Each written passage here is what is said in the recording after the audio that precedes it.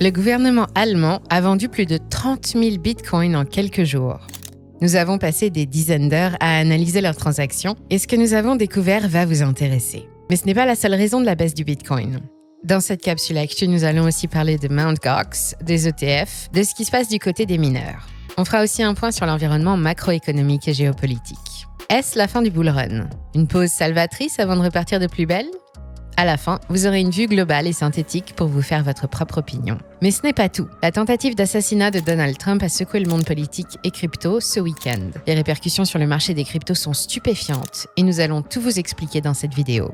Restez avec nous, ce que nous avons découvert va vous surprendre. Et juste avant, si vous cherchez une solution innovante pour optimiser votre épargne et diversifier vos investissements, alors on se doit de vous parler du partenaire de cette vidéo, la plateforme Rain. Avec Rain, vous accédez à un véritable écosystème financier qui allie la stabilité de la finance traditionnelle à l'innovation de la blockchain. Leur produit phare, le coffre Flex, vous offre un service d'épargne innovant avec jusqu'à 6,5% de taux d'intérêt annuel. Et ce qu'on adore avec ce service, les intérêts sont versés quotidiennement, vous permettant de voir votre placement fructifier jour après jour. Rain nous ouvre aussi les portes du monde des crypto-monnaies avec le coffre blockchain. Grâce au minage de Bitcoin, vous pouvez bénéficier d'un rendement pouvant atteindre jusqu'à 18,99% par an. Et dernière nouveauté en date, le portefeuille crypto dynamique géré par une équipe de traders professionnels. Plus besoin de passer des heures à faire des recherches et de s'occuper de son portefeuille. Leur portefeuille vous permet de construire votre patrimoine crypto pour vous. C'est la solution idéale pour faire fructifier votre investissement sans avoir à vous soucier de surveiller constamment le marché. L'application vous donne aussi accès à un compte euro avec un IBAN dédié et une carte de paiement Visa pour vos dépenses quotidiennes.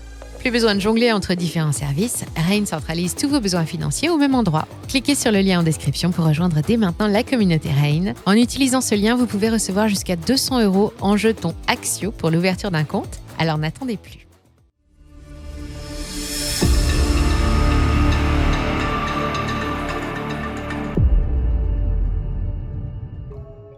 Que faisait l'Allemagne avec 50 000 bitcoins dans sa possession? Cela n'a rien à voir avec une sage décision où le gouvernement aurait décidé de diversifier ses réserves stratégiques avec de l'or numérique. Ces bitcoins proviennent d'une saisie qui a eu lieu en janvier 2024, la plus grande jamais enregistrée par la police allemande. L'opérateur du site movie2k.to s'était fait épingler car cette plateforme diffusait du contenu piraté. Suite à cela, le communiqué de presse indiquait qu'aucune décision n'avait été prise sur l'utilisation de ces bitcoins par les autorités fédérales allemandes. Finalement, après plusieurs mois, ils finissent par se décider et vendent la totalité de leur trésor de guerre. Début juillet, les autorités allemandes transfèrent progressivement leurs actifs vers des plateformes centralisées pour les vendre. Les avoirs du pays sont ainsi passés de 50 000 à 14 000 en quelques jours et ils ont fini par liquider la totalité dans les jours qui suivent.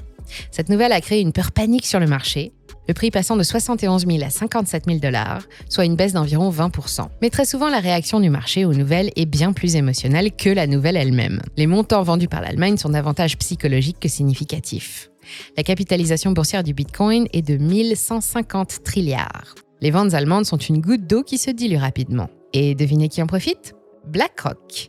Ils raflent la mise en rachetant ce que vend le gouvernement allemand. La baisse ne fait pas paniquer tout le monde.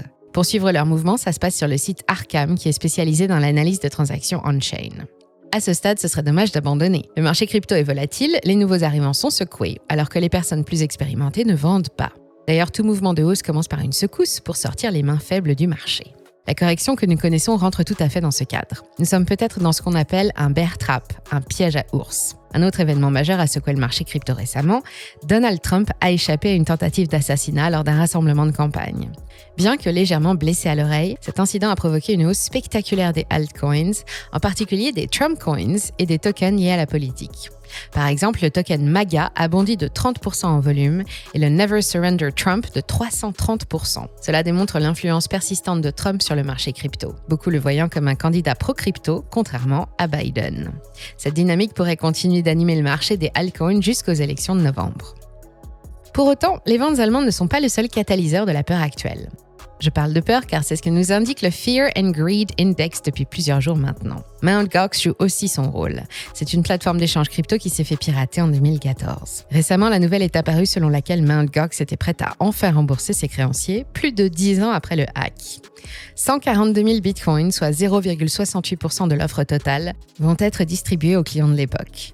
Pour prendre une fourchette large, le bitcoin se négocie entre 200 et 2000 $ en 2014. Imaginez récupérer des pièces de cette époque, la tentation est grande de les revendre après une belle plus-value. Mais encore une fois, l'émotion que provoque la nouvelle a plus d'impact que la nouvelle elle-même. Ces bitcoins vont être distribués sur une période de plusieurs mois.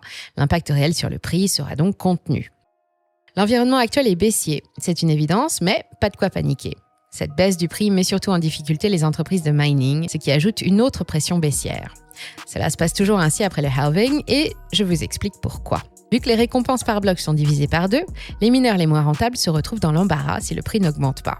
Ils sont alors obligés de vendre leurs réserves de Bitcoin pour faire face à leurs besoins de capitaux. Un indicateur intéressant à regarder est le Hash Ribbons. Il est utilisé pour comprendre les tendances du marché, notamment en analysant la santé et le comportement des mineurs de Bitcoin. En combinant des moyennes mobiles sur le taux de hachage, on détecte les périodes de stress et les reprises parmi les mineurs.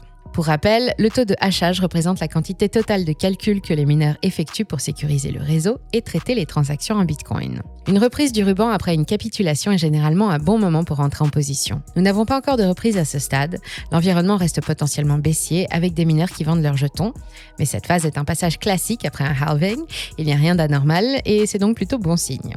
Les statistiques indiquent que le Bitcoin commence généralement à augmenter environ 4 mois après un halving. Si l'histoire se répète, les haussiers reprendraient la main d'ici la fin de l'été. Un autre signe de bon augure est les flux entrant sur les ETF. Ils sont globalement constants, ce qui veut dire que les ETF achètent la baisse. Les ETF sont des produits financiers dédiés aux investisseurs institutionnels.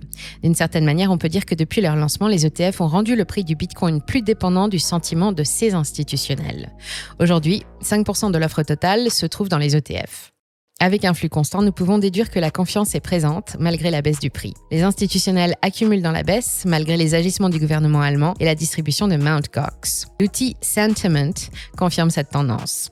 En dessous de 60 000 $, on trouve de plus en plus de buy the dip dans les commentaires sur les réseaux sociaux. Ça ne veut pas dire qu'un plancher a été trouvé pour autant. Une approche contrarienne du marché nous ferait dire l'inverse. Nous ne sommes donc pas à l'abri de nouvelles secousses qui pourraient emmener le prix vers les 50 000 $, voire même en dessous. Si vous utilisez du levier dans votre trading, faites preuve de prudence. Ce serait dommage de se faire sortir avant une reprise du marché haussier. Le marché des futures est un véritable casino. C'est là que les traders peuvent prendre du levier et parier à la hausse ou à la baisse. En fonction de leur pari, ils ont un prix de liquidation. Si ce prix est atteint, leur position est liquidée et c'est ce qu'on appelle se faire wrecked. Bien souvent, le marché fait tout pour aller chercher un maximum de liquidités. Ces liquidités s'accumulent à certains niveaux clés.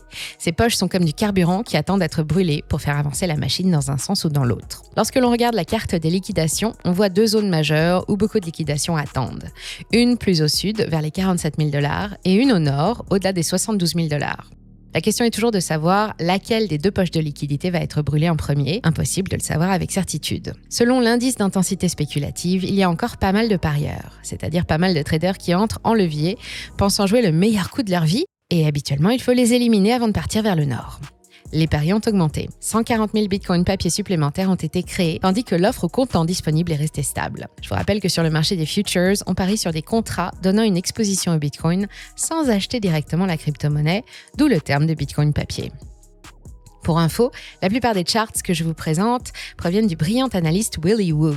Vous pouvez le suivre directement sur X ou vous abonner à notre chaîne car nous analysons régulièrement ses travaux les plus pertinents. Je vous propose maintenant de prendre de la hauteur et de regarder le contexte macroéconomique global. Vous le savez sûrement, mais lorsque les taux d'intérêt sont bas, c'est un contexte favorable aux actifs à risque dont les cryptos font partie.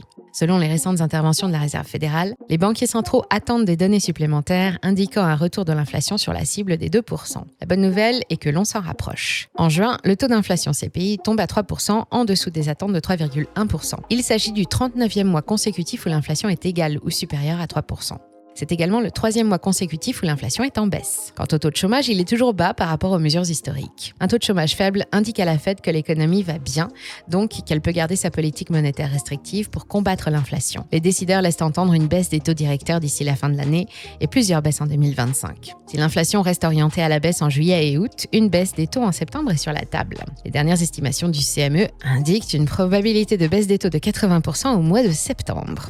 La finance traditionnelle se montre toujours confiante dans la la hausse. Le marché des actions se porte bien et il atteint de nouveaux sommets. Là encore, ça profite aux cryptos. Maintenant, d'un point plus géopolitique qu'économique, nous sommes peut-être à un moment clé pour retrouver de la stabilité. Les marchés, quels qu'ils soient, n'aiment pas l'incertitude. Les guerres sont un énorme facteur de risque et les tensions géopolitiques font pression à la baisse. Nous avons relevé plusieurs bonnes nouvelles de ce côté-là. Premièrement, au Moyen-Orient, un possible cessez-le-feu est en négociation. Cela marquerait la première pause dans les combats démarrés en novembre de l'année dernière. Un cessez-le-feu n'est pas un accord de paix en soi, il est tout à fait possible qu'il y ait une escalade supplémentaire à l'avenir, mais tout de même, ça va dans le bon sens.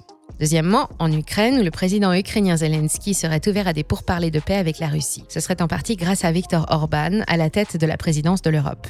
Il a fait une tournée pour la paix en allant voir Zelensky à Kiev et Vladimir Poutine à Moscou. Zelensky est maintenant ouvert à organiser un sommet pour la paix, incluant la Russie. Il y avait eu un premier sommet, mais sans la Russie. Difficile de changer la situation, sachant que l'acteur concerné n'est pas présent.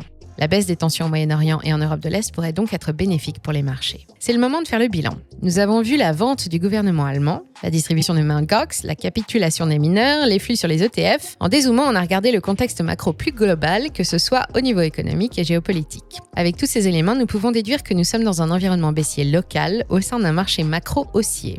La phase pour le Bitcoin correspond davantage à une consolidation qu'à un début de marché haussier. C'est ce qui nous semble le plus probable. À chacun de faire ses propres recherches, nous ne donnons aucun conseil en investissement. On se trompe peut-être complètement, mais l'objectif des 100 000 $ reste dans la ligne de mire pour ce cycle. Maintenant, cette phase pourrait durer une bonne partie de l'été avant une reprise haussière vers le mois d'octobre. On serait ainsi sur la saisonnalité habituelle des marchés. Les volumes sont généralement plutôt faibles en été, les acteurs économiques commencent à construire leur position à la rentrée au mois de septembre et une direction plus claire est donnée ensuite. L'élection américaine de novembre va aussi apporter son lot de volatilité. Suite au débat Trump-Biden, l'ex-président a gagné encore plus de place dans les sondages. De plus en plus de monde est convaincu que Donald Trump remportera cette élection. Il a ouvertement promis de soutenir le développement du marché des crypto-monnaies. Même si une promesse n'engage que celui qui y croit, il y a fort à parier que le prochain président de la SEC sera plus favorable aux cryptos que ne l'est Gary Gensler. Là encore, c'est du positif pour le marché crypto avec une vision de long terme. La tentative d'attentat contre Trump a également donné un coup de boost inattendu au marché des cryptos. Cela pourrait préfigurer le début d'une nouvelle out season avec un intérêt renouvelé pour les crypto-actifs liés à la politique américaine. Il sera intéressant de suivre l'évolution de ces tokens particuliers dans les mois à venir. En attendant, patience. Nous ne sommes pas à l'abri de petites jambes baissières pouvant amener le prix du Bitcoin en dessous des 50 000 $. Dans ce cas, il faut s'attendre à davantage de baisse sur le marché des altcoins. Ce serait un excellent niveau pour accumuler en prévision de la fin d'année. Nous allons continuer de suivre les développements du marché pour vous tenir au courant. On ne manquera pas de vous faire un prochain bilan quand les choses auront avancé. Et avant de se quitter, si vous êtes à la recherche d'une solution innovante pour optimiser votre épargne et diversifier vos investissements, je vous invite à faire un tour sur l'application Rain. Avec leur coffre d'épargne à haut rendement, comme le coffre Flex, qui offre jusqu'à 6,5% d'intérêt annuel versé quotidiennement, ou encore le coffre Blockchain qui vous permet de bénéficier du potentiel de minage de Bitcoin avec un rendement pouvant atteindre 18,99% par an, Rain est un outil idéal pour faire fructifier votre argent. Alors n'hésitez plus, rendez-vous en description et cliquez sur notre lien. Vous pourrez recevoir jusqu'à 200 € en Axio pour l'ouverture de votre compte Rain. C'est une opportunité à ne pas manquer. Merci encore pour votre fidélité et à très bientôt pour une nouvelle vidéo.